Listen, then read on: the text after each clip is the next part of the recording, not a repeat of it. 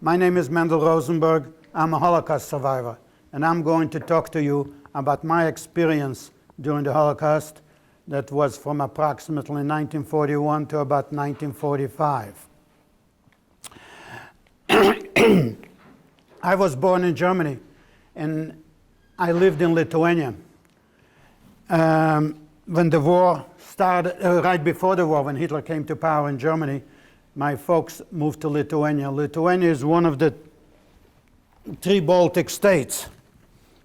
Lithuania, Latvia, and Estonia are one of the three Baltic states that are right between Germany, Poland, and Russia. This is a picture, for instance, from my family, my father, my mother, my brother, and I. That was taken in the early 30s. Do you mind passing it along? In the early 30s. Excuse me. Before the war in Lithuania, I went to school. There wasn't much going on during that time. I was 13 years old and wasn't involved much in politics. So my main thing was going to school. And we lived in the city of Šiauliai in Lithuania. Then in 1939, before the war broke out between Germany and Poland, Hitler made a deal with Stalin. Stalin was the head of the communist Russia, that while Hitler would attack Poland, Stalin would occupy the three Baltic states, Lithuania, Latvia, and Estonia. So in late 1939, the beginning of 1940, Lithuania became a communist state, part of Russia. Needless to say that the Lithuanians didn't like it very much. Lithuania before the war was had a president, a Congress, and was an independent state. And when the Russians occupied it, then it became a communist state. Under communism, everything belongs to the state, everybody works for the state. And the Lithuanians were not happy about this thing. So when the war broke out in 1941 between Russia and Germany, the Lithuanians thought that when the Germans would come in, they would return Lithuania to the Lithuanians. But of course that didn't happen. The Lithuanians blamed the Jews because they were part of the communists. They blamed them because they were communists. But of course that was not true either. But when the Germans came into Lithuania, they were very helpful to the Germans in identifying the Jewish people that were in Lithuania and helping them to kill them. As soon as the front line in June 1941 came into an occupied Lithuania, the Einsatzgruppen, which was a special unit of the German military, that their job was primarily to kill Jews, to gather them up and kill them. One morning, we heard a knock on our door, and they came in and they said, "We would like to arrest my father and my brother," the man of the house. That was my father and my brother. I was only 13 years old and not very big, so they didn't bother with me. But they arrested them and took them to the city jail. Needless to say that the following day, my mother immediately tried to talk to some of our Lithuanian friends and see what we can do to get them out of jail. We succeeded to do that with my brother, but we were too late with my father. This is a picture that I have that was taken in the city jail by the Germans that we found after the war. My father is the bald-headed guy over here in the gray suit. They took him into the city jail and they took him outside of the city and they made him dig a hole in the ground and they shot him. This is the story, what happened with that group that my father was in. But that's what they used to do at the beginning. At the beginning, they used to gather up the people and take them outside of the city, made them dig a hole in the ground, made them get undressed, and shoot them. In those days, it didn't take much. This is some of the pictures of some of the people, what they did, and some of the write-ups in regards to that. What they did is, then what they decided to do, that the killing wasn't fast enough. They used to take them, put them in big truck vans, close them all up. Then they used to hook up to the tailpipe of the truck and then get the hose right inside the truck and gas them. That's what started with the gassing of the people. And then they used to take them out, get another group of people, dig a big hole in the ground, and bury them. After a while, they decided that they were going to use some of the Jews for slave labor. So what they did, they decided to form a ghetto in Lithuania, in our city of Šiauliai. What they did is they moved the people out of the biggest slums of the city. They put a barbed wire around it, and they took and registered all the people before they came in the ghetto. They allowed us to bring in all our belongings into the ghetto. We had a very small room and a little kitchen. Then was my mother, my brother, me, and my grandmother. And then they put in another woman with 2 children in one little room. The room just held enough for beds, so everybody was sleeping together. And then there was a little kitchen. From the ghetto, we had to wear the yellow star in front and in the back, and we used to be guarded constantly and go out from the ghetto on different jobs. I, for instance, have worked on the railroad. I've worked in Lithuania at the time in Šiauliai had 2 leather factories, one making leather and another one making shoes. And a lot of people worked in those factories. I also worked there part-time, and then I finally ended up working in a furniture factory where we make furniture. In the ghetto, we used to get rations. But the rations were not sufficient enough to sustain life. So we were constantly, after a while, were very hungry and constantly was looking for food, while we were not allowed to bring any food in the ghetto. Anybody that was caught bringing in food in the ghetto was lined up in front of the entrance of the ghetto and shot. You got to understand, during that period of time, human life didn't mean anything. Jewish human life in particular. Because here when you kill somebody, you have to account to somebody of what you did. During that period of time, they didn't have to account to nobody, whether the Germans military was doing that or the Lithuanians themselves were doing that. They didn't have to account for anything what they did. Particularly they didn't have to account is for killing Jews. That was the norm in that days. When they killed some Jews, they used to get a pat on the back and tell them what a good job they have done.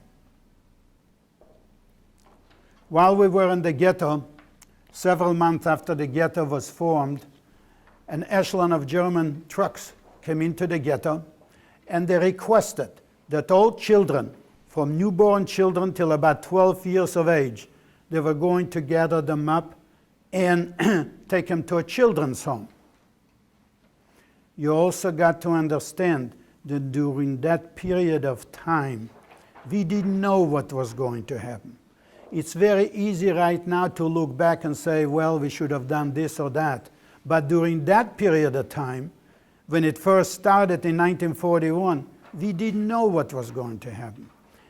We as Jews could not picture it that a country like Germany, which was one of the most advanced countries in Europe during that period of time, would stoop so low as killing people just because they were Jews or just because they were gypsies. To kill them just because they were Jews. And we couldn't comprehend that something like this could happen. So when they came into the ghetto and they say they want to gather up the children and take them to a children's home, we more or less tried to believe that something like this can happen. But when nobody volunteered the children, they pulled out 20 people from the ghetto. They lined them up against the entrance of the ghetto and they shot them. And they said, we are going to continue doing that while they go from house to house and gather up the children. When a parent didn't want to let go of the child, so either they beat him or they said, okay, you can come along with us. Needless to say, after they gathered up all the children and took them out, we never saw them again. Several months later, a similar situation came in where they, again, truckload of trucks came in, and the Germans requested that all older people, 55 and older, they were going to gather them up and take them to an old age home. Again, we didn't know what was happening to those people. So, again, when nobody volunteered to go, they went through the same procedure. They lined up some people, they shot some people, and then they went from house to house and gathered up all the old people. Needless to say that we never saw them again. After a while, life in the ghetto came to a point where constantly when people went out to work, unless they had a steady job or they went every day to the same job, when they finished one job, they used to gather them up, take them outside of the city, make them dig a hole again, get them undressed, and kill them. Then they used to go in the surrounding areas and gather up the people and bring them into the ghetto. In Lithuania, before the war, we had approximately 160,000 Jewish people. There is less than 6,000 of us that survived from Lithuania. So they've done a very good job in killing people. Sometimes it's very hard to comprehend, particularly for young people, is what the mass killing and the mass killing that they have done during that period of time. Like I said, Jewish human life didn't mean anything. I ended up working in a furniture factory, and every day I had to go to work over there. Lithuania was also an agricultural country, and a lot of people had to work on the farms, because when the Russians came into Lithuania in 1940, they confiscated all the land, and they said the land belongs to the government. And all the people that were working on the land were working for the government. And they used to get so much a year for their stuff that they used to raise on the farms. And a lot of time we had to go to the farms and help them, because the farmers were not very eager to do the work and then give it everything to the government. I ended up working, for instance, when we were gathering up the sugar beets and take them to the sugar factory and get them washed and get made sugar. It was very good working on the farm because the farmers always had enough food. Food was not a shortage on the farms. So whenever we had an opportunity to work on a farm, it was very good because we used to be able to eat on the farm. But we were not allowed to bring in any food in the ghetto. Like I said, if you were caught with food, you used to get shot. As time went by, we got less and less rations. The rations became smaller and smaller all the time. And while we were able to bring in all our belongings, sometimes we were lucky enough to be able to trade some of the belongings, like shoes or clothes or pants or anything, with the Lithuanians.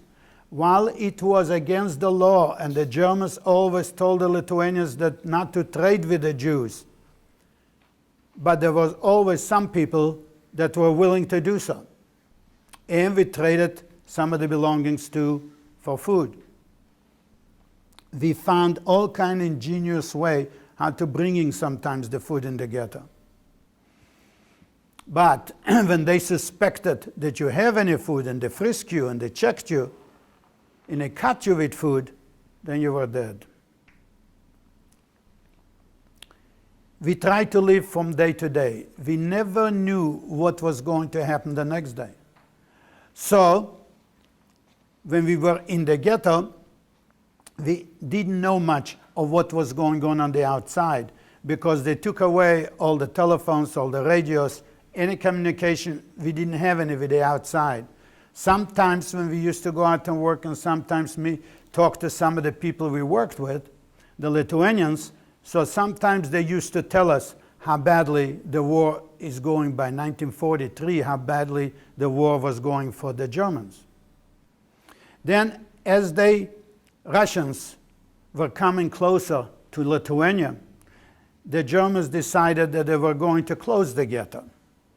What they were going to do is move all the people that were not killed yet out of the ghetto and take them to Germany and take them to the concentration camp. The first concentration camp that I ended up with was Stutthof. Stutthof was one of the concentration camps in northern Germany. After we ended up over there. This is a map of Europe during that period of time with a lot of the concentration camps. There were two different kind of concentration camps. There was a slave labor concentration camp, and there was a killer concentration camps.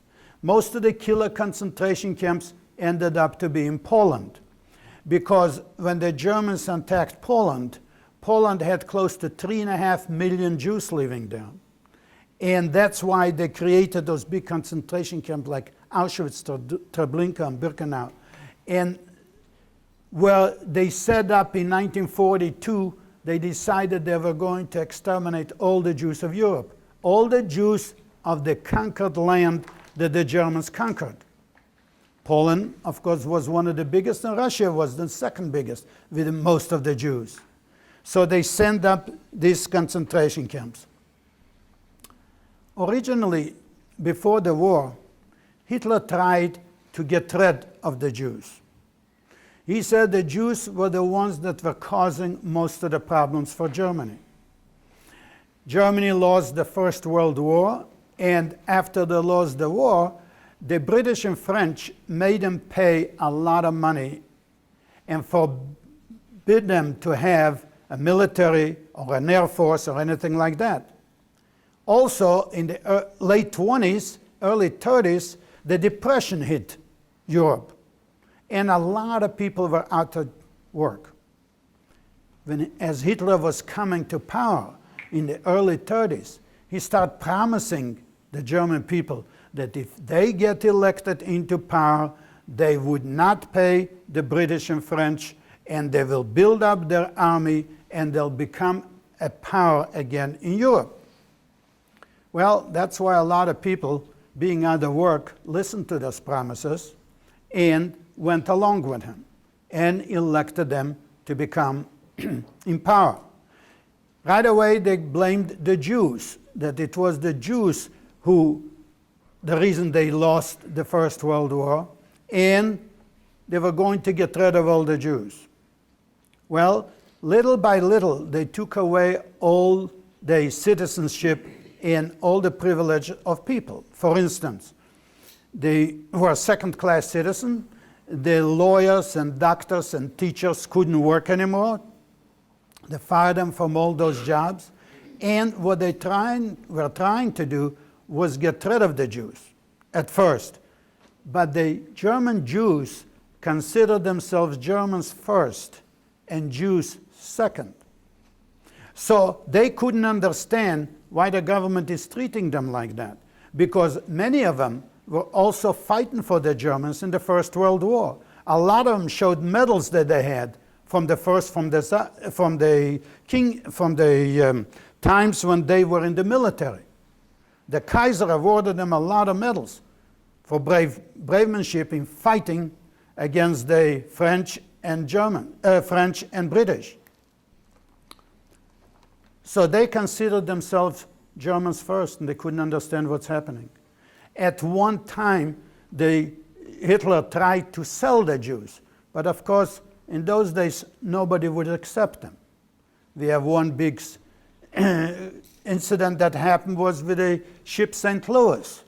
Ship St. Louis was hired by the German Jews over there, and they got visas to go to Cuba. There were 960 some of them on the ship. They went to Cuba. When they got to Cuba, Cuba changed their mind and wouldn't let them in. That ship floated all the way. They were in Miami, for instance, and they could see the Miami shores. They could holler to the people down there on the shore, but the Americans wouldn't let them in. They went to Canada, and the Canadians wouldn't let them in. Went to Mexico, and the Mexicans wouldn't let them in. They went all over South America, and nobody would let them in. Finally, the ship was running out of food and oil, and they had to return to Germany, and most of them ended up in concentration camps.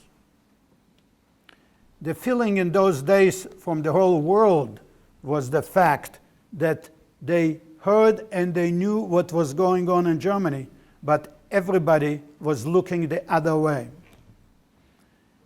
Nobody took on and tried to help, but there was always exceptions. For instance, in Lithuania and Kaunas, there was the Japanese ambassador that gave out visas to go to Japan. After a while, the government in Japan told him to quit it, but he kept on doing it and gave out over 3,000 visas for people to leave Lithuania and go to Japan. There were also from Sweden some people that were trying to help the Jews, but there were very few and didn't do much about it because the rest of the world kept a blind eye to anything that went on in Germany. So after a while, they decided to close the ghetto, and we went to Stutthof. When we came to Stutthof, in the first concentration camp, the first thing they did is separate the men from the women.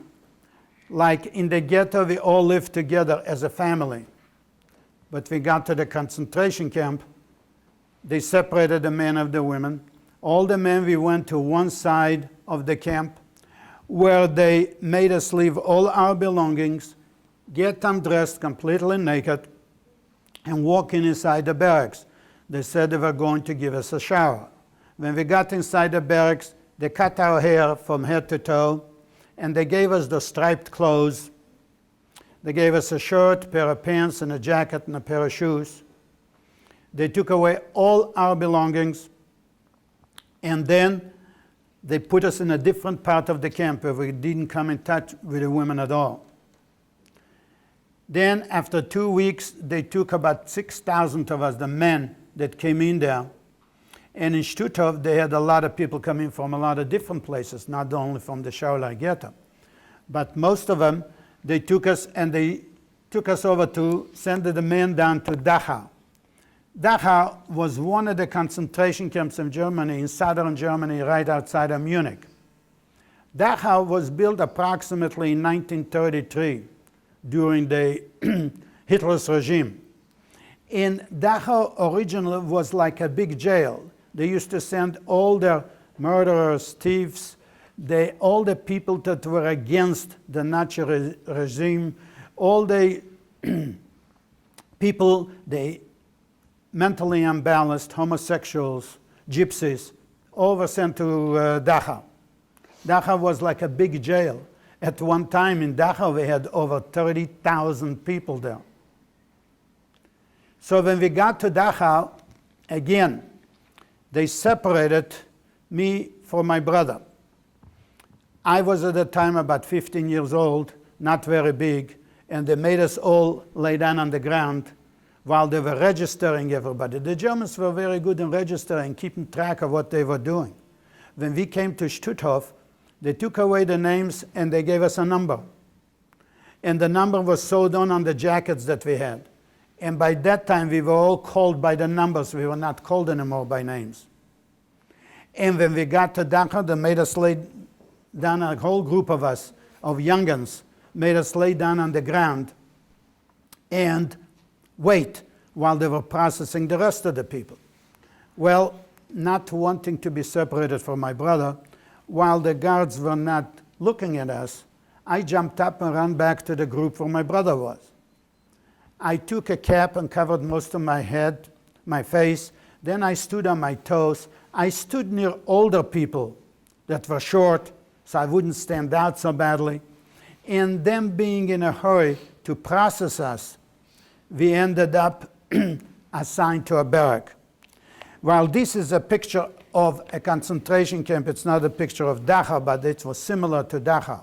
There were long buildings with bunks on each side, of the wooden bunks on each side. Some of them were 3 and some of them 4 high. They gave us straw to put on the bed, and then they gave us a blanket to cover on the straw, and then another blanket to cover us.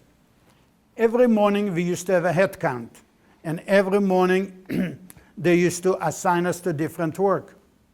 My brother and I were both assigned to work, for instance, construction work.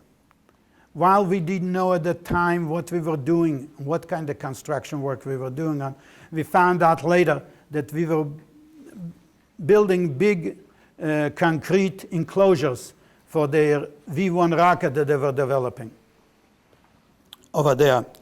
And we had to walk about a mile every day back and forth to work. When we came to the concentration camps, the rations that we got in the concentration camps were even smaller than the rations that we had in the ghetto. We used to get a bowl of soup in the morning, a bowl of soup at lunch, and another bowl of soup in the evening, plus a third of a loaf of bread. That was all the food that we used to get.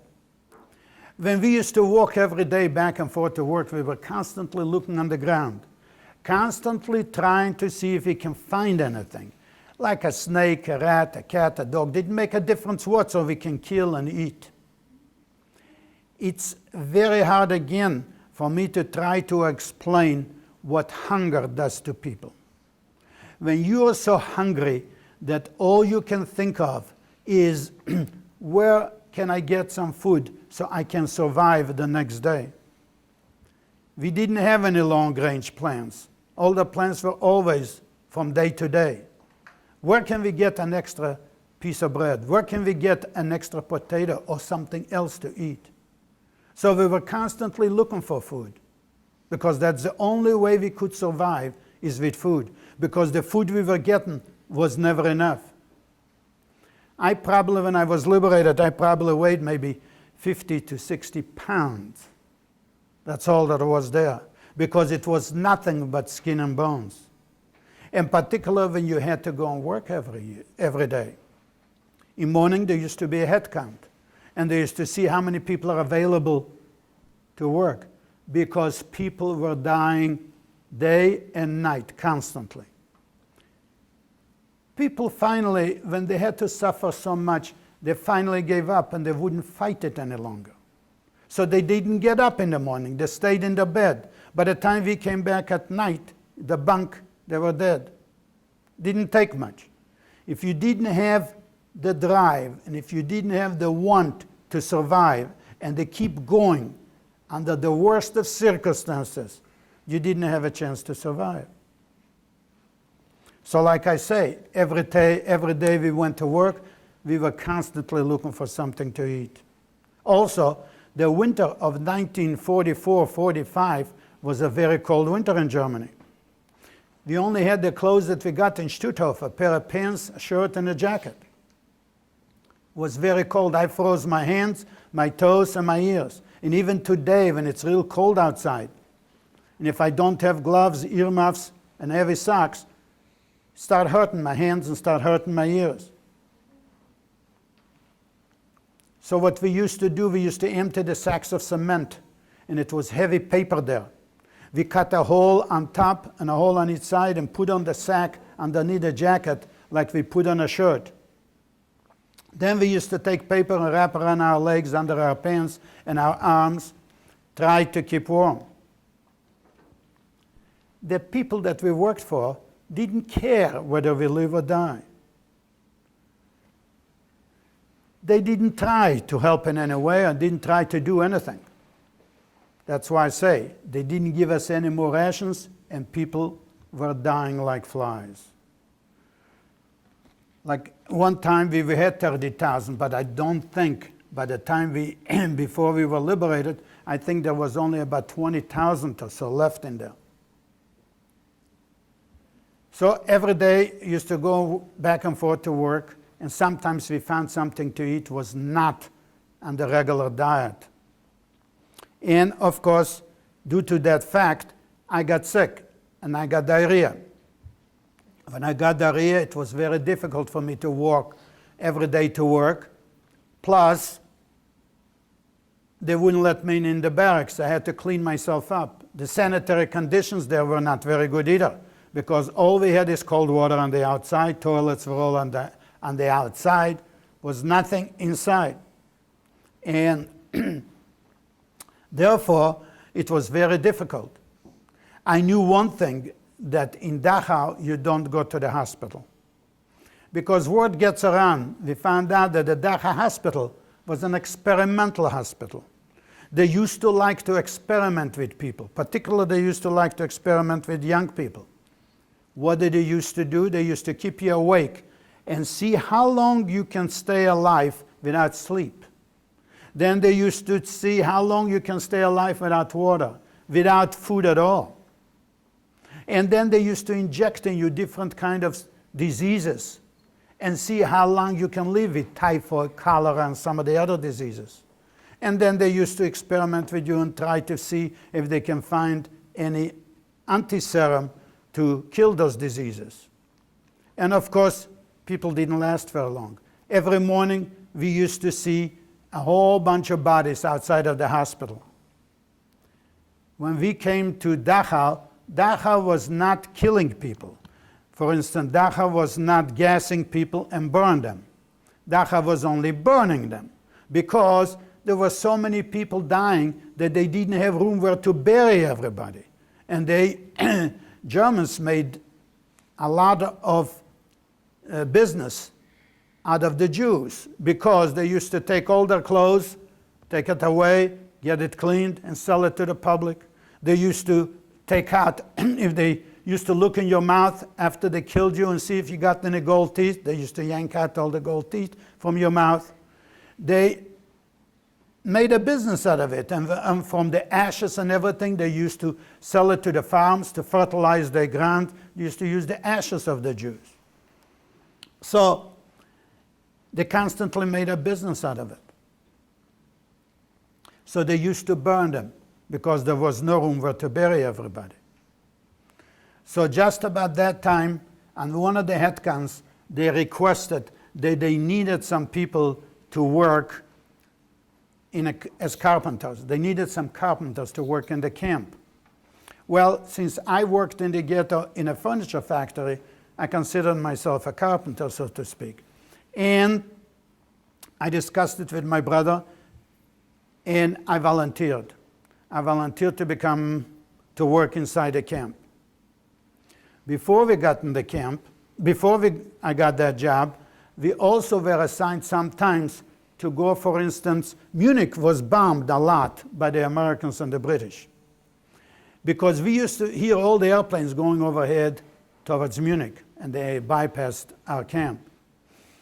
So after they bombed some of the railroad tracks in particularly, they used to take a lot of people from the concentration camp, also the prisoners of war, because when I went to work on the railroad over there to clean up, there were a lot of British, French, and American prisoners of war that we could see them also working on the railroad and cleaning up. Sometimes we got lucky. One time we got lucky to a point where they bombed some cars that had sugar on it. And when we came to clean up, all we found is some sugar in there. So what we did, we tied our pants, legs, we made holes in our pockets, we filled ourselves up with sugar. All the pockets and everything we could, we filled ourselves up with sugar. And then we ate sugar for several days. Another time we found some tobacco. Again, we filled ourselves up with tobacco. And believe it or not, some people would rather smoke than eat in those days. And we were able to trade some of the tobacco for food. We used every possible way to stay alive, because if you didn't survive. So when I got to get a chance to work inside the camp, they gave us an armband to put on our jackets. They gave us a toolbox. And what I did is I built a false bottom in my toolbox, because in those days we always found a reason to go to the kitchen, because the kitchen was always a good place to find garbage. And we used to manage to get to work around the kitchen before the garbage trucks came and picked up the garbage. So we used to go through them first, and we used to pick up whatever we could. I used to put in my toolbox with a false bottom, and then in the evening when my brother came over, we used to sit down and eat something. I think that was probably one of the reasons that I managed to survive. Then one time my brother went out to work. I worked inside the camp. He went out to work and never came back. At the time, I didn't know what was happening. So I asked around if anybody knew what was going on. Nobody knew anything was going on. And again, we didn't know what was going on the outside, because the only way we found out what was going on is they used to bring in a lot of new people in the camp. By late 1944, early 1945, they brought in a lot of people from Hungary, Yugoslavia, Romania. Up to 1944, they didn't bother with those people there. Then when the Germans occupied that territory, they moved a lot of the Jews to different concentration camps, because most of the Germans ended up on the two fronts they were fighting. They were fighting on the Eastern Front and on the Western Front. So most of the Germans were all in the military. All the factories, like the Bavarian Works, the Volkswagen and Mercedes, they all worked for the military at that time, making ammunition, making something for the military. And they needed constantly a lot of people to work in that, because the people that they used were not high proficiency people, because they were all hungry and they were all to a point where they were barely surviving. So we barely made it to some of the areas. So when my brother went out to work, he never came back. Like I said, I couldn't find out what was happening at the time. After the war, I found out that his group where he was working were sent to a different part where there was a tent camp. And the capo or foreman told him something to do, and he wouldn't do it something fast enough, and he beat him to death. In those days, the way we were, it didn't take much. They used to get hit once or twice over your head and you were dead. The inside of the camp were run by capos. Capos are foremen. And they were the ones that were originally sent to the concentration camps. They were the killers, the murderers, the thieves, and all those people that the Germans didn't want, and they sent them over there. The mentally handicapped people. So they sent them all to that concentration camp, and they were running the inside. And they used to walk around with canes and rubber hoses, and if you didn't do something fast enough, they used to hit you. And in those days, it didn't take much. You get hit over the head once or twice, and you were dead. Then, just about that time, it was May 1945, found out that the Americans were coming real close to the camp. And the Germans used to constantly say, we don't have any concentration camps. We don't have any Jews that we are killing. We are not killing any Jews. They kept on saying that constantly. If you tell a lie long enough, people start to believe it. So they kept saying we don't have any, and they didn't want to leave any evidence. So when the Americans were coming close, they took about 10,000 people that could still walk, marched them out of the camp. And then another 6,000 or so of us, they put us on a train, and they were taking us out of the camp. What they were trying to do, that was the spring, and we were close to the mountains, the Alps. And we were close there, and there was still a lot of snow over there. So what they were trying to do is get us into the mountains and kill us over there, shoot us all, and not leave any evidence inside the camp. We were on a train for 3 days without food or water. Then one morning it became very quiet. For days we used to hear all the fighting and all the shooting and everything that was going on. Then all of a sudden it got very quiet. One of the guys looked through that little windows in the cattle cars that we were in, and he couldn't see any of the guards. So he crawled out through the window, opened up, and we came outside. Again, we couldn't see any of the German guards. Nobody was around. We didn't know what was happening. Then all of a sudden we heard some commotion not very far. We went down to see what's happening, and all of a sudden we see American troops. The tanks and the trucks and the jeeps and the soldiers coming. And this is a picture of the train that I was on. And this is what I looked like underneath. While this is not my picture, but this is a picture of us that we were on the train. And what happened was, then the Americans saw us, the way we looked, and with the striped clothes and everything, they started throwing food at us. I caught a can, but I didn't have a can opener. So I banged with a rock finally and opened up the can. Turns out it was a can of meat. And that was the first time in 4 years that I ate any kind of meat. Then the front troops went by, the rear echelon started coming in, and they saw what they found on the train. Half of people were dead already, and the other half were barely alive, so they set up field kitchens. When they set up field kitchens, and they start feeding us. And when they start feeding us little by little, we constantly stood in line all day long, because once we got fed, we went back in line again to get fed again and get fed again. Never had enough. Like I said, the Germans kept saying that there are no concentration camps and we are not killing any, except with some of the Americans that came and liberated some of the camps. And this is a picture of General Eisenhower and Patton and Bradley, all the generals that were going through and found the people in the concentration camp and saw the people in the concentration camps. And then what they used to do is gather up the Germans that were surrounding that camp and brought them in to clean everything up, bury all the dead, take the ones that were still alive and take them in a DP camp and try to get them back on their feet again. Because after several days and we were on the train, finally the Red Cross came in and took us off the train, took us in trucks, and took us into a little town of Feldafing. In Feldafing, they emptied a school, they put in bunks, brought in doctors and nurses, and tried to put us on our feet again. Well, once we got on our feet again, we started looking around to see who survived, and that's when I started looking for my brother and finding out what happened to him, and that's when I found out that he was killed. Other people tried to do the same thing.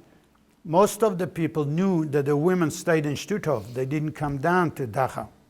So some of them were hitchhiking with the military and getting up in Northern Europe, trying to find the women.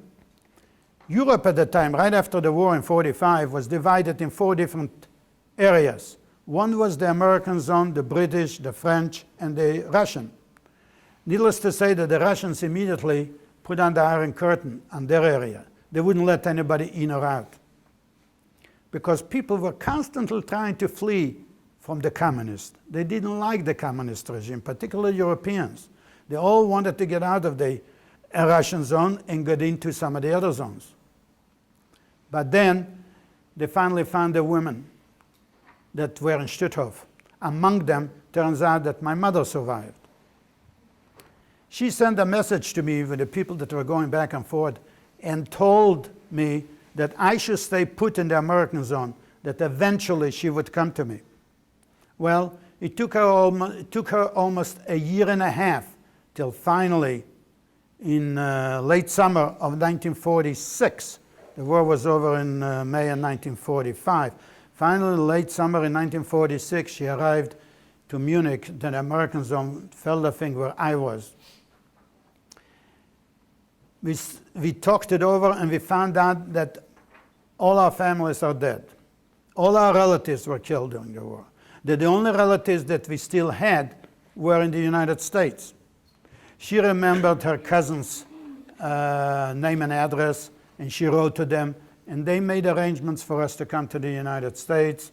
And in 1947, March 1947, my mother and I came to the United States, and we came to the city of Youngstown, Ohio.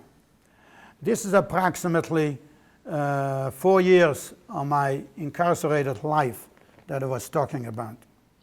And normally, particularly when I have a young group of young people, I know that they always have a lot of questions. Therefore, I always like to leave some time for questions and answers. So I'll open up the floor, please, not all at once. I'll open up the floor for you to ask questions. Just raise your hand and I'll... Who wants to be first? Don't be shy, guys. Now don't speak all at once. Just come up. Just raise up your hand and I'll be... Oh, you know all about it then. I don't know why I wasted my time talking to you, since you know everything. Yes, ma'am. Did you ever get beat? Did I ever... Did you ever get beaten? Beating? Yes, I got lots of beatings. But luckily, I tried to stay away from it as much as I could. All I got to hit is in my legs. Yes, sir. Did you ever have any children? Do you have any children or grandchildren? Now? No. Now, yes, I had 2 children and I had 7 grandchildren. Oh, really? Yeah. Yes, sir. No. In Dachau, they didn't tattoo. They tattooed most of them, and I don't know why, in Auschwitz, Treblinka, Birkenau, in the areas where they were killing them right away. Why did they tattoo? I don't know. But us, they gave us number. Yes, sir. Did they give you a mother one? Did your mother have one? No. She was in Stuttgart. They didn't do it over there either. Yes, ma'am. If you can have 2 words to describe your reaction after y'all moved and everything, what would those 2 words be? What reaction to what?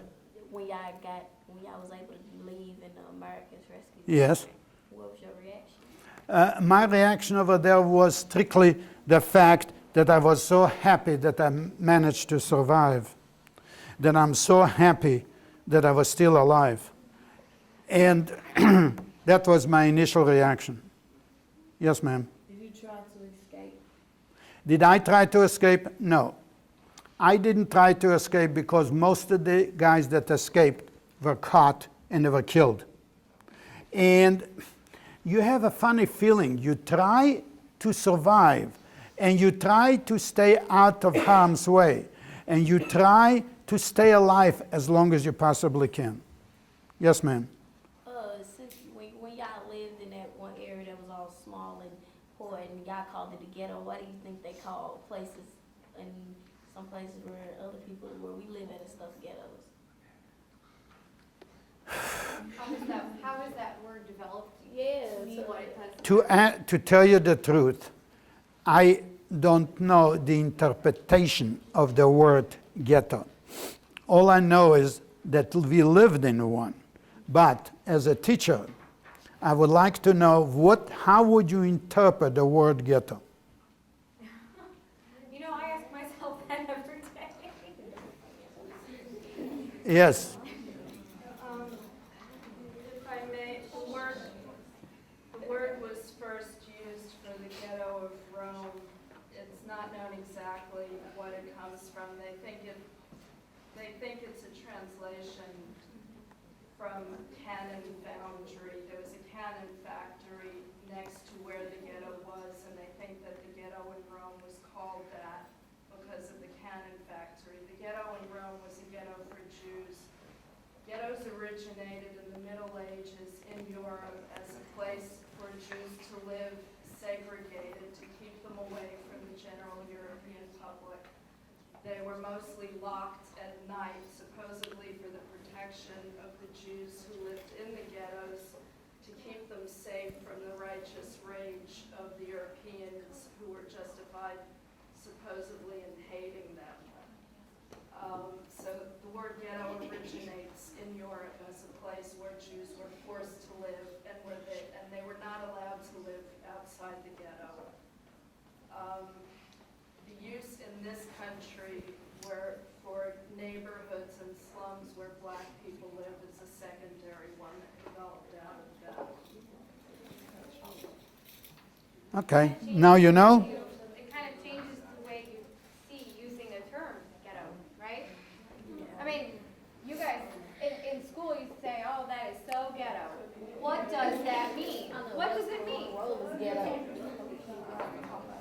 the phrase that we use.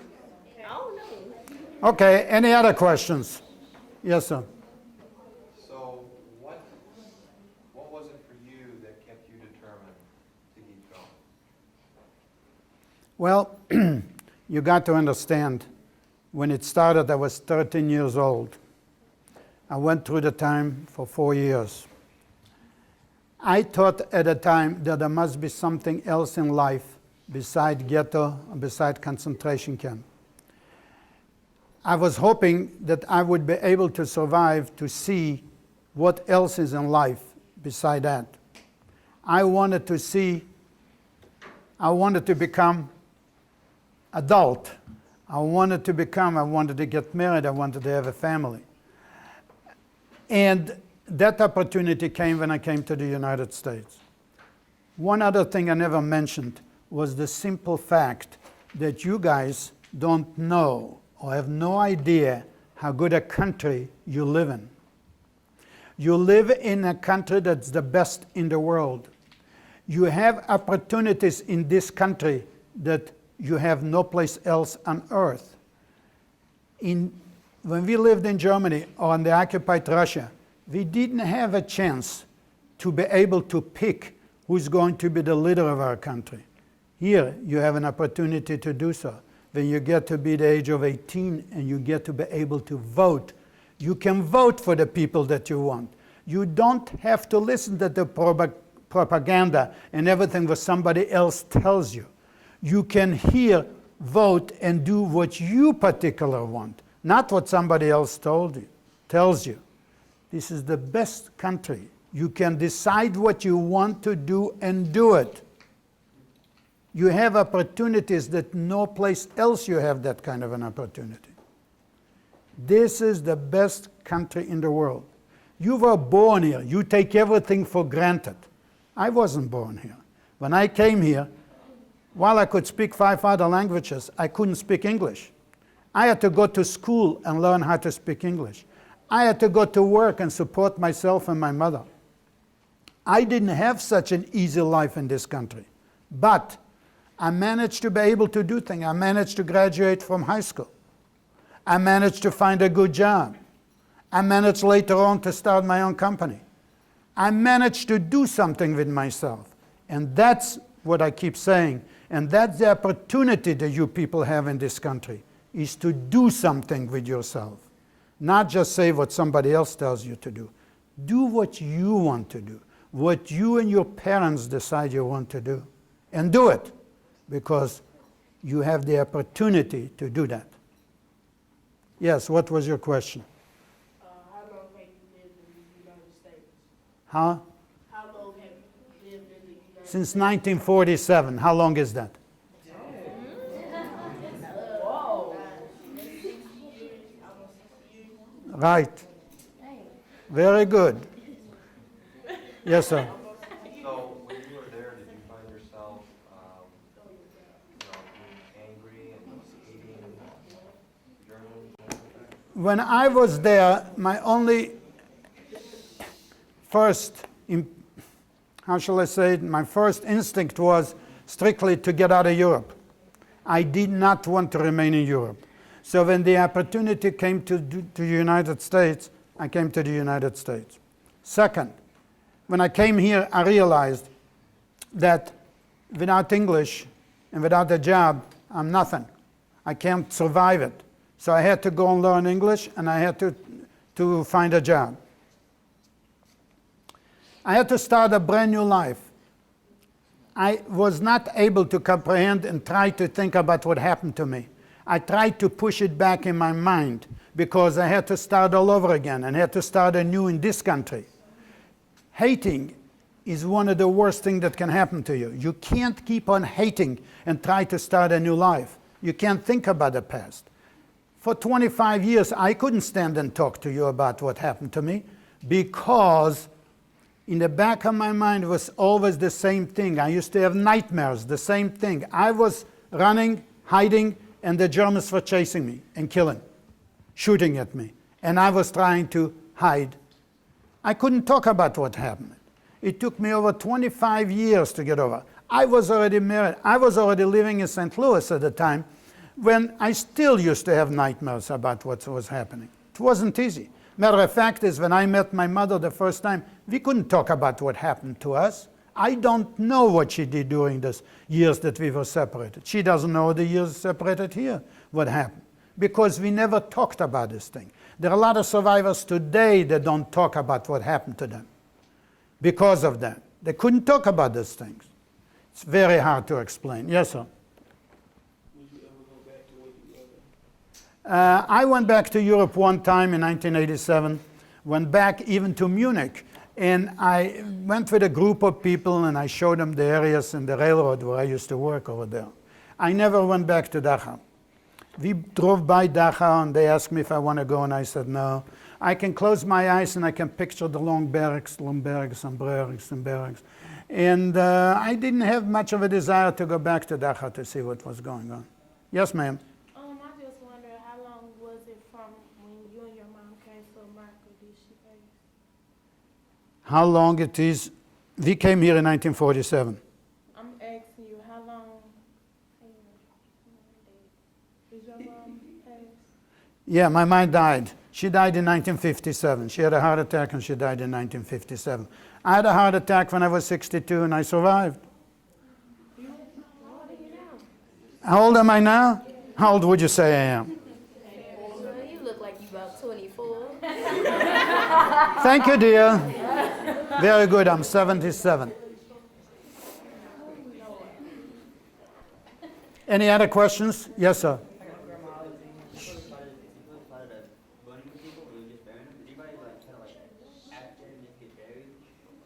Some people got buried and some people got burned, yes. I'm saying, like, try to get buried alive. Try to? Yeah, just like act like they were dead.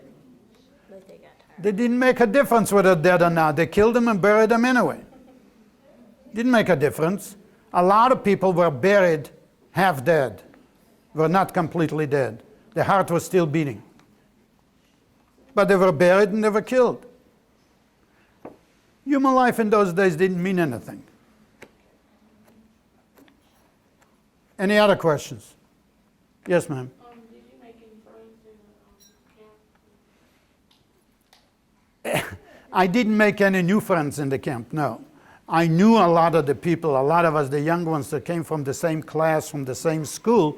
Yes, I knew all those people in the camp. But new friends, I never made many new friends. Yes, ma'am. Do you have any family in the United States?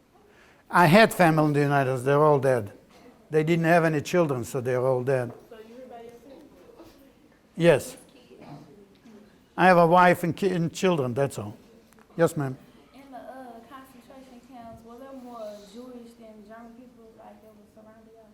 Yeah, there were a lot of Jewish people in the concentration camps. Have y'all ever thought about just deciding to just try to kill all the Germans that was in the concentration? No, we didn't try to kill any Germans.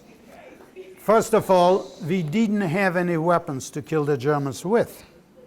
Second, it's very hard for civilians to go against military. The military, you can see what's going on today, how civilians are going against military. And it's very difficult for civilians to try to kill military. Thank you very much for your time. I want to thank you very much for coming here and listening to me. I hope that you will try to follow, some of you, maybe not all of you, but some of you, I hope will try to follow what I talked about of doing something with yourself and be able to do something with yourself and achieving something for yourself in this country. Mendel Rosenberg. I'm a Holocaust survivor. I'm living here in St. Louis for the last 48 years. And I was one of the originals that we started the Holocaust Museum here in St. Louis with Rabbi Sternberg. I worked with him in those days because I thought it's very important to bring the Holocaust Museum to St. Louis. And it was a very good idea because we have an opportunity to be able to bring a lot of students and a lot of even adults to the Holocaust Museum. And luckily, we have a lot of good speakers that are able to tell their stories and their life stories of what happened to them during the Holocaust Museum. Because I think it's very important that people should know of what happened during that period of time.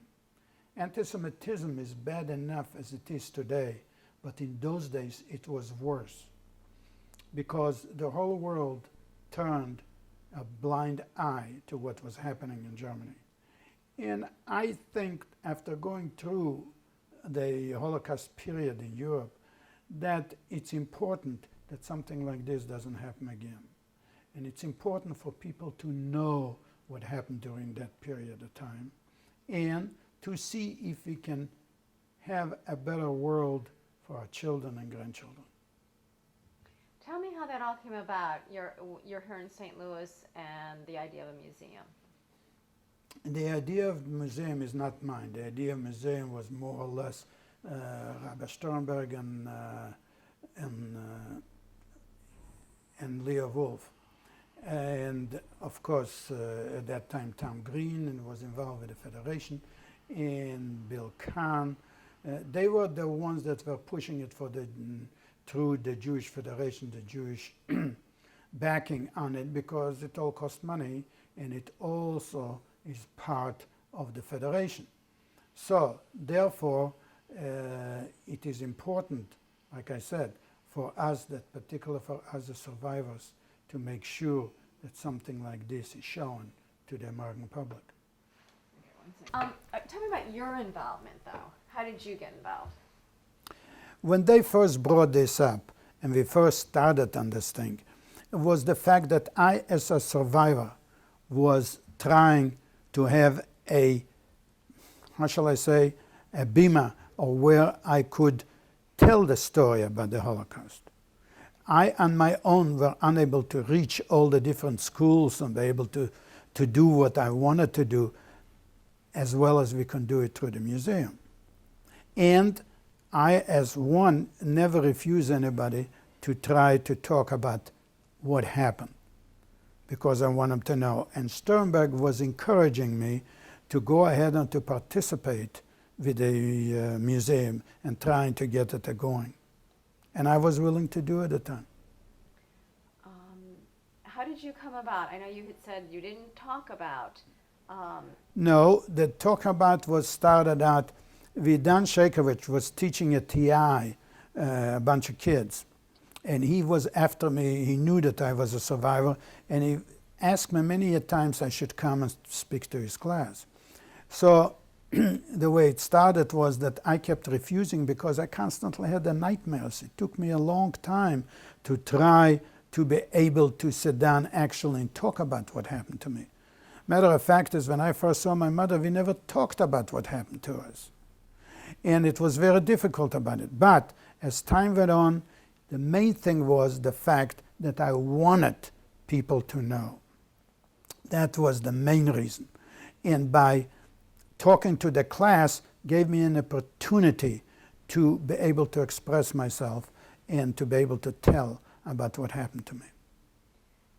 Did you eventually talk with your mother about No. what happened? I never knew exactly. The only thing my mother told me is how she survived.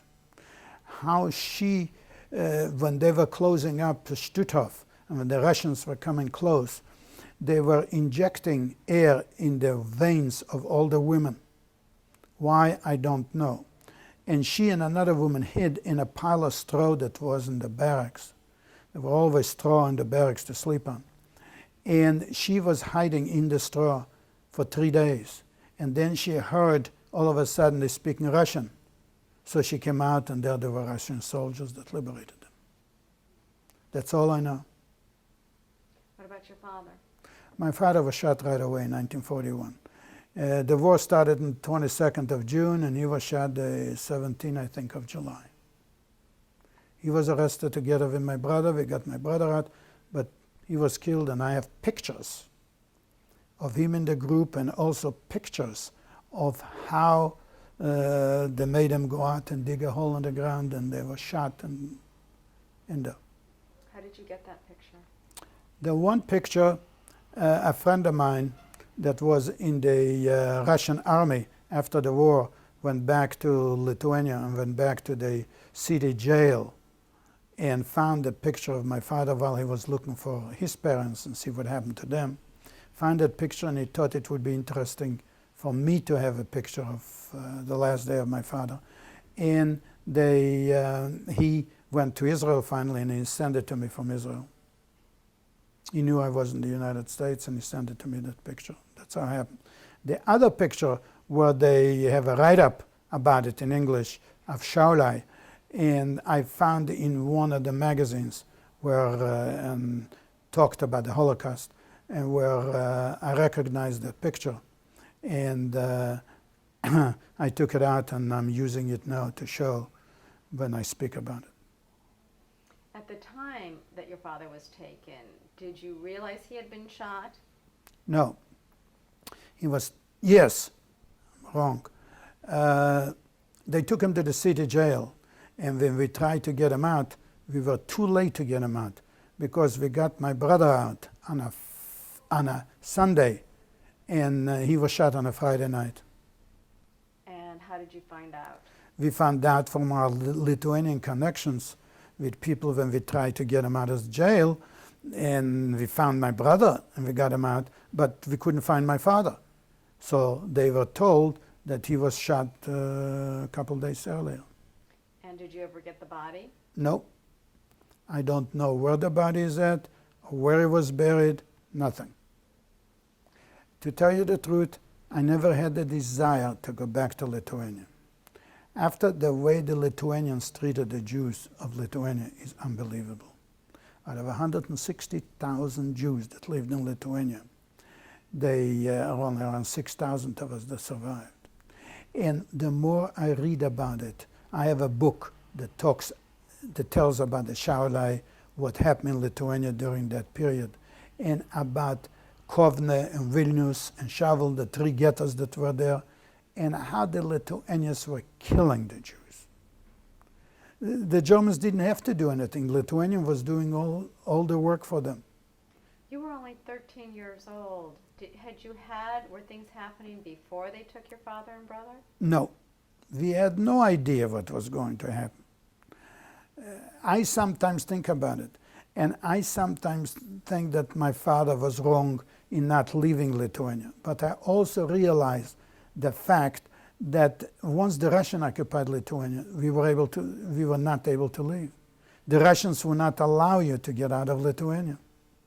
They wouldn't give you any papers, and they would physically kept you behind the Iron Curtain. We were not able to get out. And in Lithuania, we had the means that we could have left. What was your life like? In Lithuania, since the days that I remember, and I can't go back very far, but I remember since 1935, let's say. And we were school kids. All we did is every Pesach we used to get uniforms to go back to school. While we had a school, we went boys and girls. We all spoke Hebrew. We went to a Hebrew school where everything was taught to us in Hebrew. All subjects were taught in Hebrew, like arithmetic, history, science, everything was taught in Hebrew. Because we both went to the school, because we thought after we graduated from high school, we would go to Israel and go to college over there. My father bought land in Yaknam, and we thought that we would finally end up, after finish high school, the two of us, that we would go to the university in Israel. So because we learned everything in Hebrew, so it was easy for us to. And even today, I still speak almost fluent Hebrew, almost. 60 years is a long time not speaking a language. But I try to, any time I have an opportunity, when I see somebody that speaks Hebrew, I start talking to them in Hebrew instead. With my friends in Israel, I have friends, we went to school together. Leo Bakshtansky and I, we went to school together. We both came from Germany, and we both went to school together. And whenever I talk to him, and I call him on the telephone, like yesterday I called on the telephone, and when I heard Tel Aviv, the killing of 9 Jews in Tel Aviv, I wanted to make sure everything okay. I talked to them in Hebrew. Nice. And he grew up in the same. Yes, we went both to school together. We both ended up in Dachau together. He was sent to one area and I was sent to another area. We both ended up in Germany after the war. His father survived, and he and his father were still in Munich, and I left for the United States and he left for Israel. So did you have a lot of extended family? The extended family that we had from Europe was, in some degree, I don't know, none of my father's family survived. They were all killed. My mother's family had a brother and had a wife and 2 kids. In 1941, just a week before the war, they were all sent to Siberia.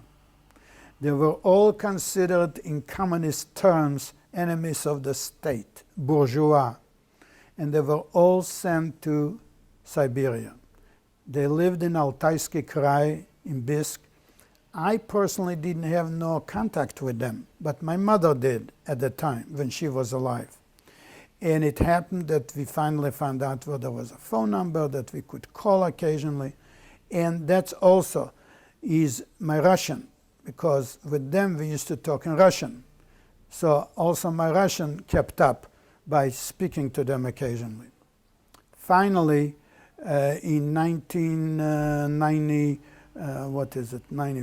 94 or 95, I managed to bring some of them here to the United States. Well, my uncle and aunt both died, but the children survived, and their children, we brought them to the United States. So as a 13-year-old, your father and your brother get taken away.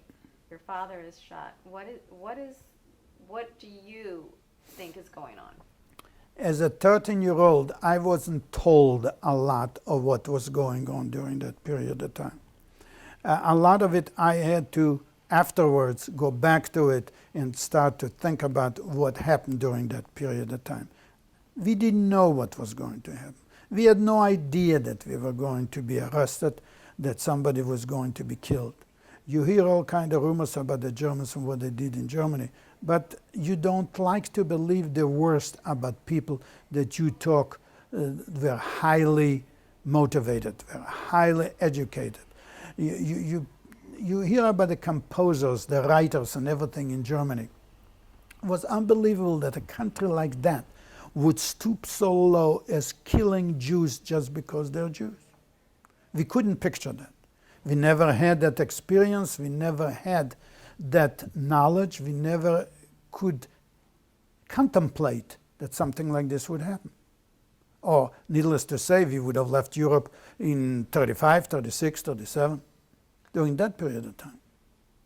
So you and your brother were able to be with each other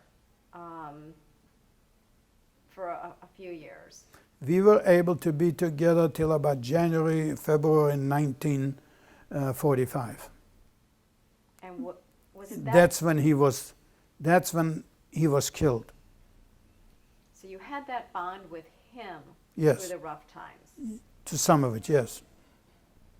Was that part of the, with you and other young men your age, did that, you think, helped you survive? What we basically did is we encouraged each other to the fact that we was watching over each other and see that nothing happens. For instance, this I don't know if you'll delete from what we are talking about or not, but we were in the ghetto, like I said, together with my brother, my mother, and my grandmother in one room. There was a woman with 2 children, a boy and a girl. And my brother kind of ran around with that girl, so to speak. And the boy was in between me and my brother in the same age. And there was other people there in the ghetto. And one of the other guys was trying to rape me as a young man. And I hollered bloody murder, and that boy and my brother both came to my rescue. We were on the attic of the building that we lived in the ghetto. And the 2 of them dragged him off for me and saved me, so to speak. And yes, we try to stay together, and we try to stay in the ghetto in particular, help ourselves with people. We have a woman that came over to the United States that went to school with me, very good friends, the Levins. And she also went through the ghetto and the concentration camp, also survived. And we finally, their uncle managed to bring him over to the United States from Europe. So when your brother didn't come back from the his work detail, what went through your mind? That he might have been sent to a different camp. I didn't know that he was killed. I didn't know while I was asking, nobody would tell me. The only way I found out about it was after we were liberated and after we got on our feet and we started looking for people. And I talked to a lot of different people that were in a lot of different camps. I found, when I walked away, I heard him say to another kid that I didn't have the heart to tell him that his brother was killed. And that's how I found out. Do you think that you had hope all along you would find Sure, sure. That's why I was kept on looking and looking. Till when I heard that what he said, I realized that it was hopeless, that he died. Do you think that helped you make it through the rest of your camp experience, knowing that you wanted to get out and see him and find him? When I kept looking for him and trying to find him, we were talking to a lot of different people.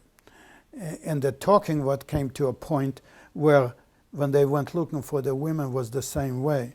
We're trying to see who survived and who is still alive. My friend Leo Bakshtansky's brother died 1 or 2 days after we were liberated.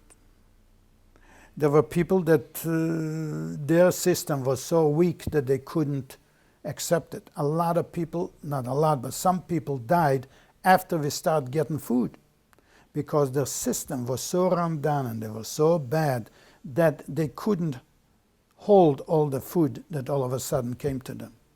And they themselves were gobbling down the food too fast, and the system couldn't comprehend it, and they died. Hard try to explain that, but that's what happened during those days.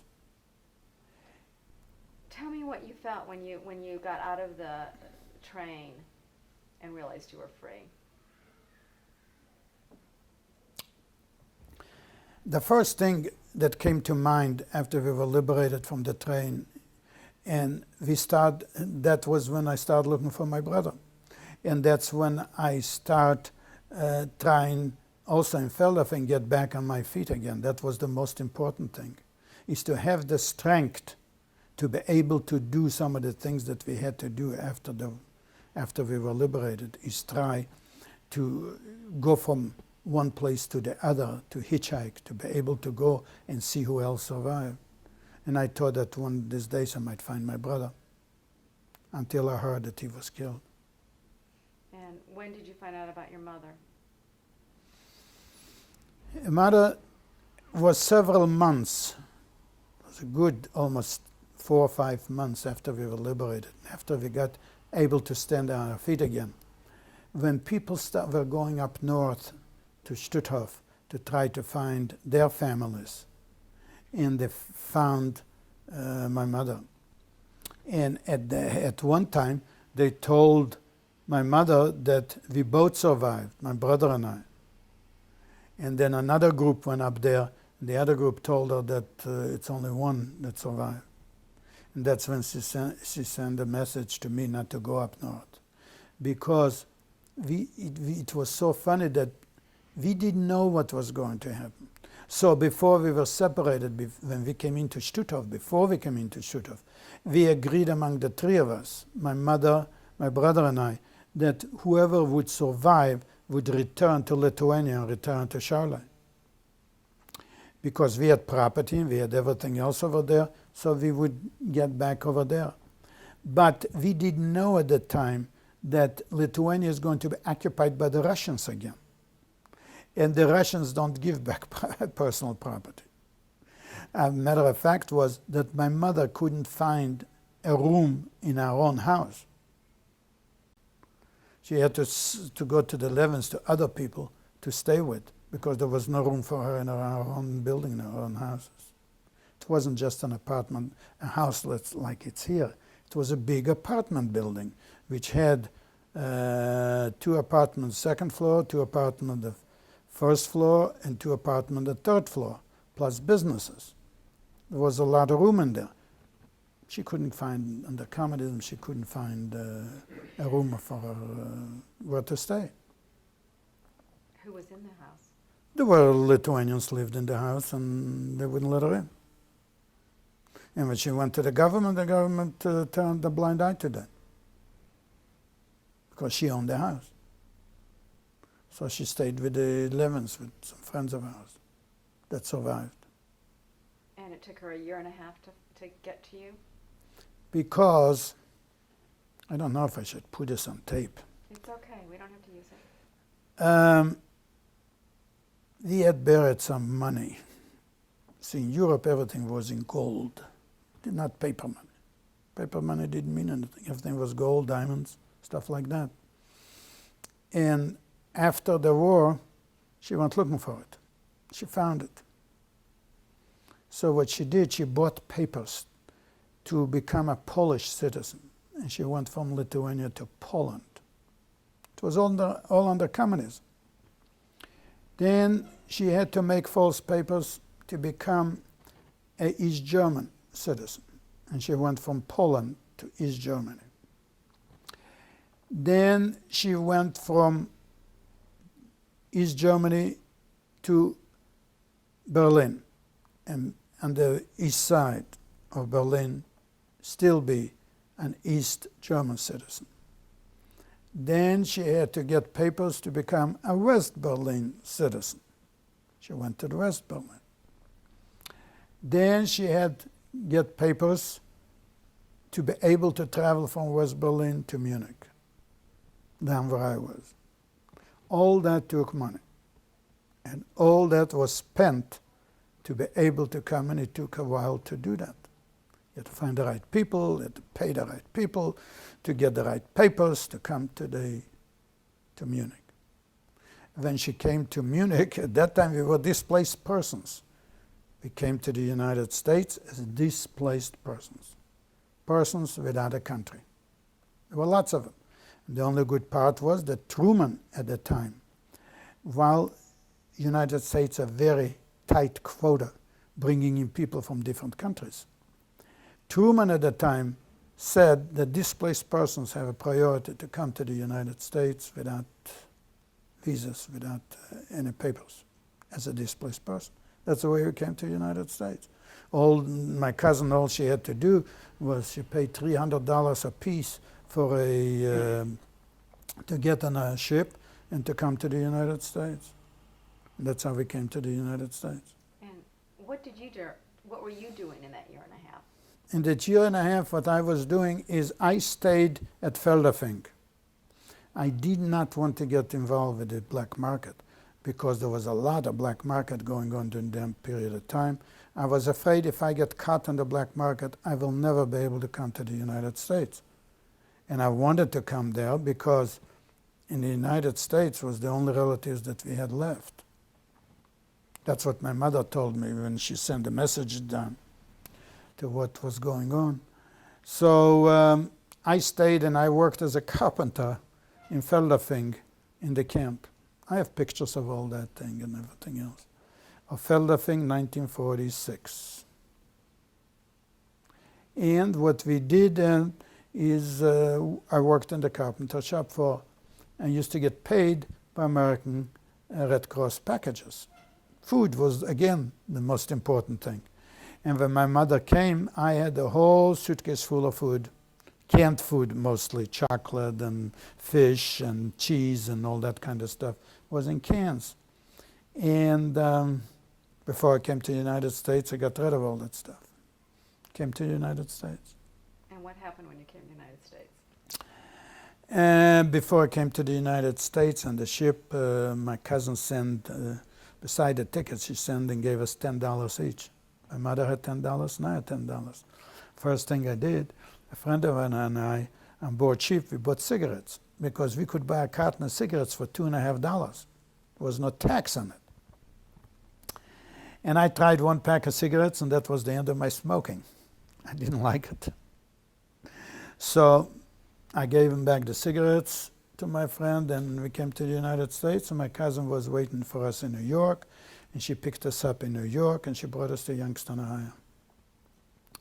Needless to say, when I got to Youngstown, Ohio, I realized immediately that I can't speak English. And the first thing I had to do right away is go to school. I went to night school right away, and I went to work. Luckily, next door to my cousin was a man that was making wooden windows. And being a carpenter, I went to work making wooden windows. And went to school at the same time. And that's what I did in the United States. I've been in the window business ever since, 48 years. From wooden windows, we made aluminum windows, we made vinyl windows. Worked for for that man for 20 years. And then I started my own business in 1967. And been in the window business ever since in the United States. That's why I keep telling the school kids that this is the best country in the world. That's why I keep telling the school kids that if I can accomplish what I did, they can accomplish the same thing. I went to school. I was going to school from 6 o'clock till 10 o'clock at night, 4 nights a week, and working from 8 o'clock in the morning till 5 o'clock. Mother used to make something to eat between 5 and 6. Then I used to run right away to school and running the buses. Didn't have a car at the time. I was running the buses. I had to take 2 buses to get to school. But all I come to say is it's worthwhile. Because in 1951, I was drafted in the military. That was during the Korean War. And I had to go to Fort Knox, Kentucky for basic training. Over there, they fill out a lot of different forms when you do that. And I even wasn't a citizen yet. But in 51, I've been in this country only 4 years. I took the GED test, which was a high school equivalent test, and I passed that test in the Army. And while I was there, I also could speak fluently German and Russian.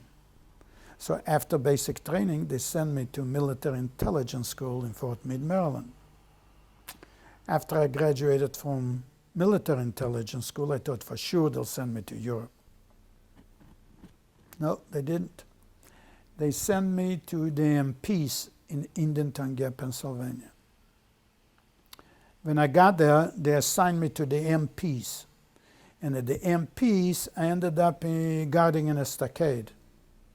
They gave me sidearms. And of course, while in the military, we had to learn how to shoot, which that wasn't a problem. The problem was that one day, one of the guys from the stockade ran away, and the captain came out with M1 rifles and ammunition and says, "Go catch that son of a gun. If you catch him, shoot him."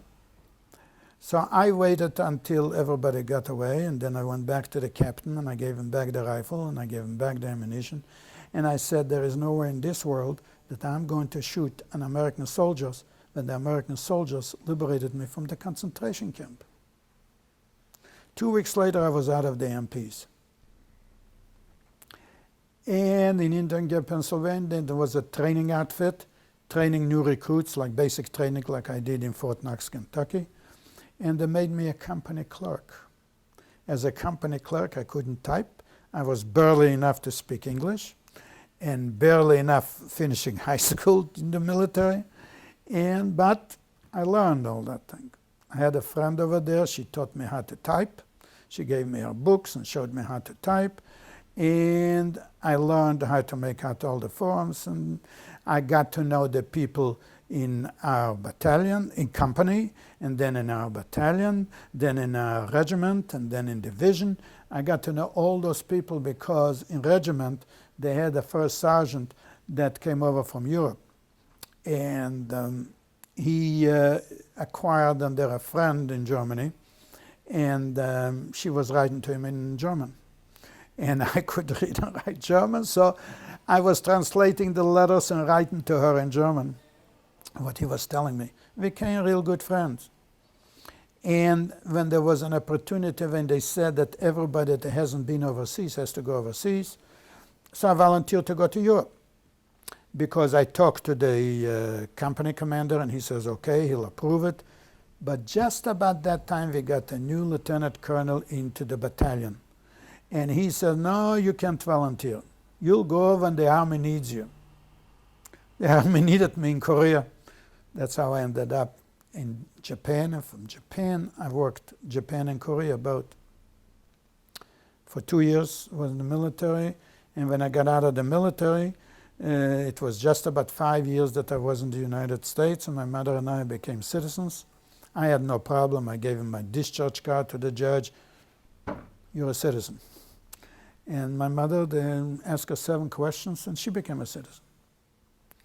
And we lived in Youngstown for a while, and I went back to work for the same company that I worked for. And then the company wanted to, in 1957, beginning in 1957, my mother died of a heart attack. I was left alone. And the company wanted to open up a plant in St. Louis. So they asked me if I would move to St. Louis to open up a plant. And I agreed to go because I went with the company as far as I can go. I was in charge of production. So they wanted to open up a plant here, and I agreed to come to St. Louis and open up a plant here. But I didn't want to go alone in a strange town where I don't know anybody. So I conned in my wife to come with me. So I was leaving in September. A week before I left, she finally agreed. First, she said she doesn't want to go. Then she finally agreed to get married. So we got engaged, and I went to St. Louis. 4 months later, in December, I went back to Youngstown, and we got married. Then we both came to St. Louis without knowing anybody here, and we started all over again. A new life in St. Louis in the end of 1957, the beginning of 1958, and we've been here ever since. And tell me about your children and grandchildren. When we came to St. Louis, not knowing anything, being a Jewish war veterans, I looked up the chairman of the Jewish war veterans here in St. Louis. Happened to be Sam Shakovich. He was in the insurance business. And he's the one, when I told him who I was and I came here and everything, so he got me in touch with a lawyer and an accountant since I started a company over here. And that I needed all those things here. And an apartment we found and everything. And a year and a half almost after we got married, my daughter was born. A year later, a little over a year, my son was born. And that's it. We only had 2 children. And then I worked for them for another 10 years here in St. Louis.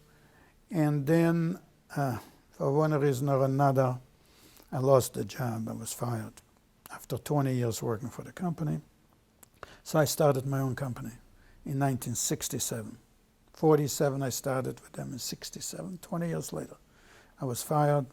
It's another story. And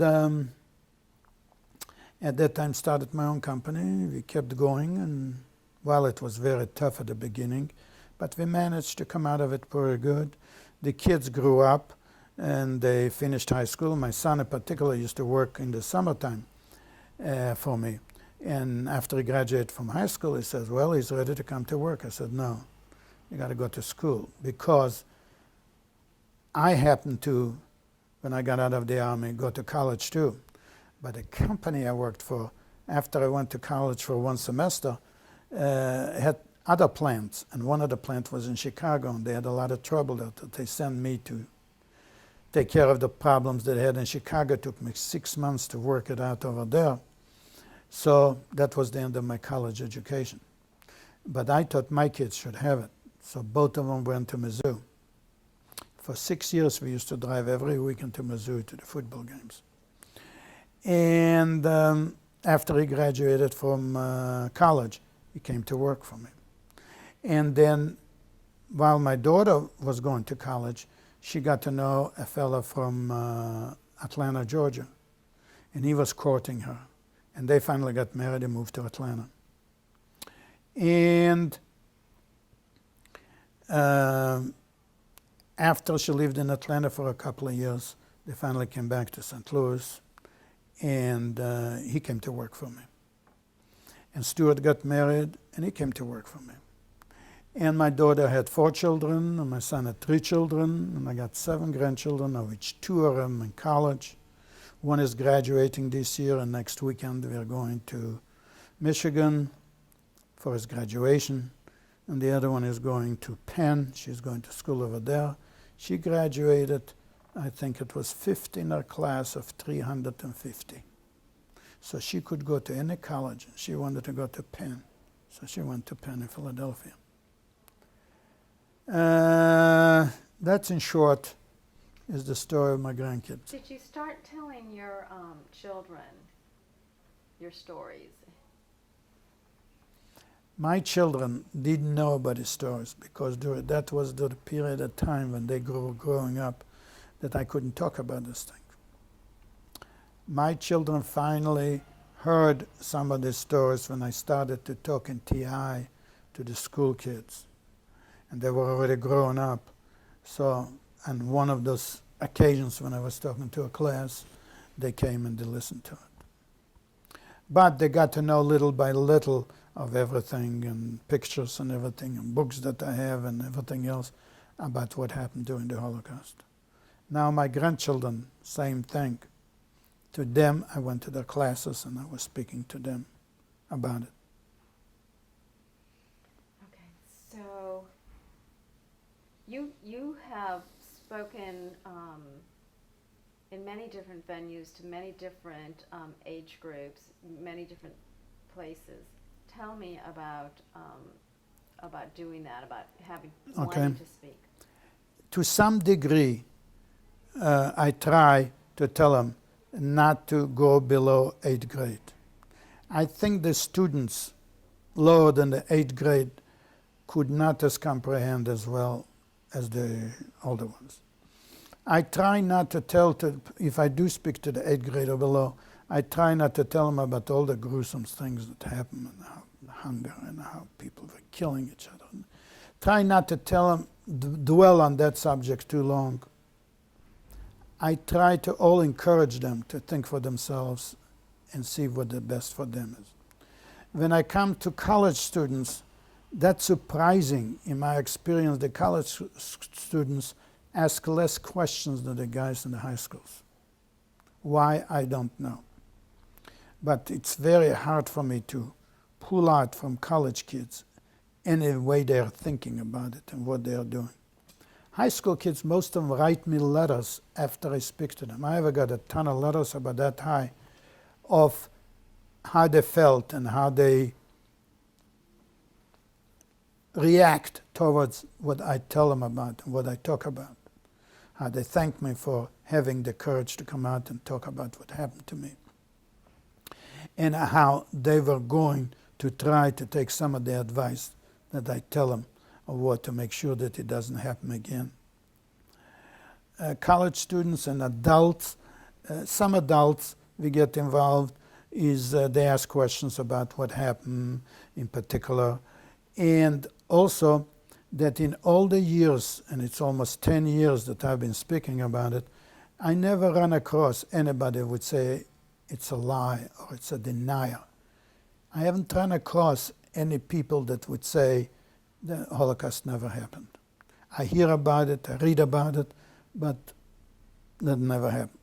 I have a standing answer for them in the case that happened in England, where a Jewish writer wrote about a guy that a denier of the Holocaust, and how they went to court, and how the court told the denier that he's full of, and had to pay all the court costs and everything because he said that the Holocaust never happened.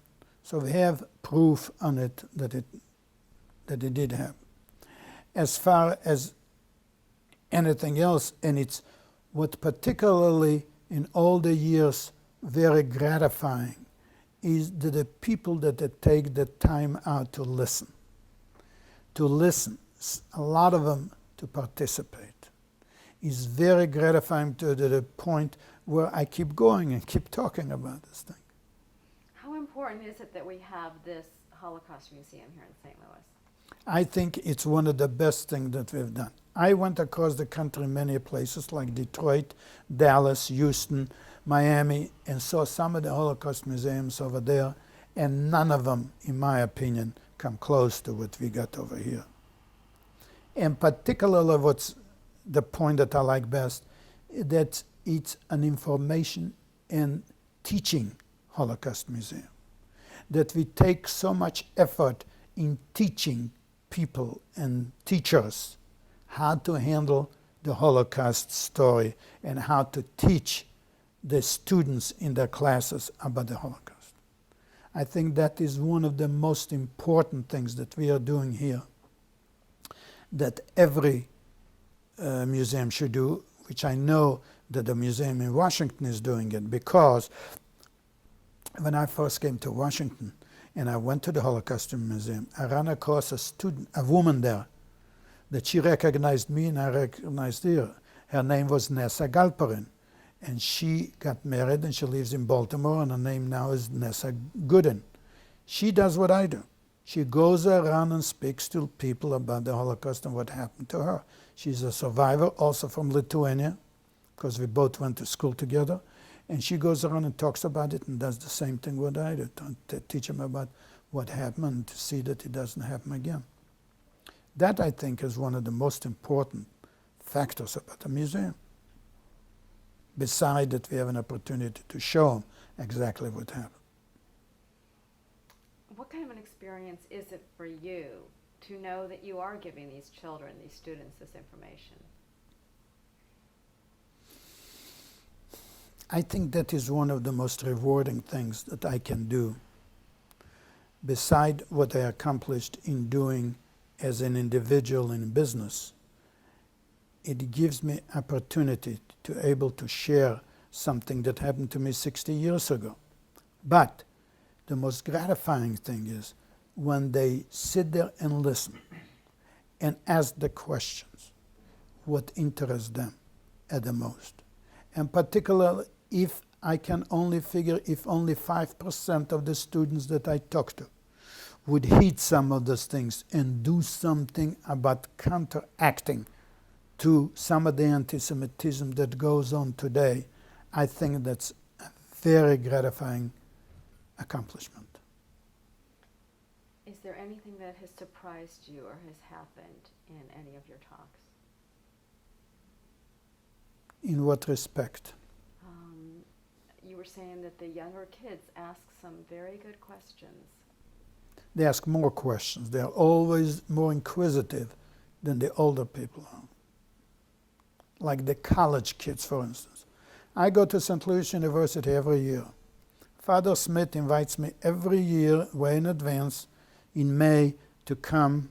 He knows I'm in Florida, so he waits till almost the end of his studies, and he teaches about religion and stuff. And he invites me every year to speak to his class. And it's very rewarding to the fact that he does that he teaches about religion, about the Holocaust, and he wants me to come and talk to his class. I have many areas where it's a repeat and repeat coming. For instance, the Church of Assisi. It's Catholic schools in particular, that make me come, ask me to come year after year after year to talk to their classes. Some of the schools make a big thing out of it. Like I have to go to the class and listen and give the speech, and after the speech they have some kind of a prayer in regards to it. They walk around with a yellow Star of David on their clothes. And they have a prayer after that, praying in regards to the people that were killed in the Holocaust. And they ask me to stay with them in the church with the prayers, and I do. I participate with them in regards to that. Does this give you hope for future generations? It gives me hope only when I tell them about those things, to try to think of when they get to be of age to be able to vote, because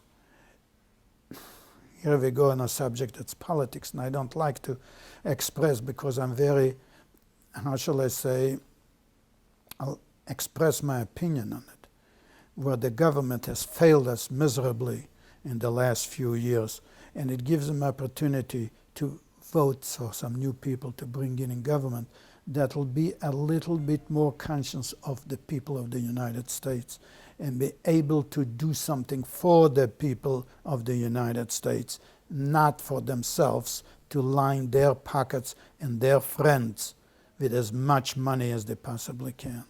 Right. So the lessons of the Holocaust for you are what? The lessons of the Holocaust for me is primarily to know what happened and to be sure that this thing doesn't happen again. It's very difficult for people to learn from history, which we can see every day what's happening here in the United States. We don't seem to be able to learn from history, and we keep repeating the same mistakes and the same things again and again. What I'm hoping is that some people would listen, and some people that listen to what we talk about the Holocaust, and maybe pay a little bit to what happened to us during the Holocaust, and to see that they'll do something about it, not to happen again. To me, just listening is not enough. I hope that they would do something to correct some of the mistakes that we are making today, going back on the history. And the Holocaust should be at least a lesson, so we would take it to mind and not repeat it again. And I hope that you know how much people appreciate. I know you said the students write you letters, but for all of us here at the museum in St. Louis and who hear you speak, it means so much to us that you do this. Well, what I try to do, and I'm looking at it from a selfish point of view, it's so gratifying to me to be able to talk to people and people listening. It's so much gratifying to know that people do pay attention to what happened 60 years ago, and to take that in consideration when they do grow up and when they do go to vote and when they do go to see themselves and when they do get to be in adulthood, that they can do something about it. Right. And I'm glad that you all appreciate it. We do. And, the fact that you lost your family, but now have your own family. So it leaves a legacy for them. Yes, it does. Yes, it does. They're always interested to listen, and regardless how many times I talk about it, they're always supportive. Particularly my daughter and my son, very supportive of what I'm doing. Matter of fact is, my daughter is the one that started me in WashU. She had some friends in in Columbia. She had some friends in Columbia, and they're the ones that she talked to, and she volunteered my services to come to Columbia and talk about it. Is there anything special that you would like to say? I would like to see more of the survivors, if possible, to be able to tell their stories. I want them to know how important it is to be able to talk about this thing. I know a lot of them in their own minds are not quite ready for it, but I wasn't quite ready either when I forced myself to do it, because it gives opportunity to people to hear about it and to do something about it when they tell their stories. It is more like they do it for themselves, for their own satisfaction, to speak up and tell about what happened. And as you and I know, as the years go by, there will be less and less speakers. That is correct. I think about it many a times. I say, what's going to be when I can't go out and speak? And beside trying to stay healthy as much as I can, go see 2-3 doctors a year, taking tests and exercise and do all those kind of things. That's why I'm so willing. I was so willing to talk and put my experience or what happened to me during that period, the Shoah, during the period of the Holocaust, be able to put it on tape and be able to after I'm gone, to be able to have, so people would be able to play it and be able to tell the same story what I'm telling while I'm alive. I know that we won't live forever. I know there is going to be a time where I won't be able to do it anymore. That's one of the main reasons that I'm very happy that you were involved in the point to taping some of the stories. And if you would like to, is to tape it again some other time with another group of people and see if that would help and put them both together. Okay, that's great.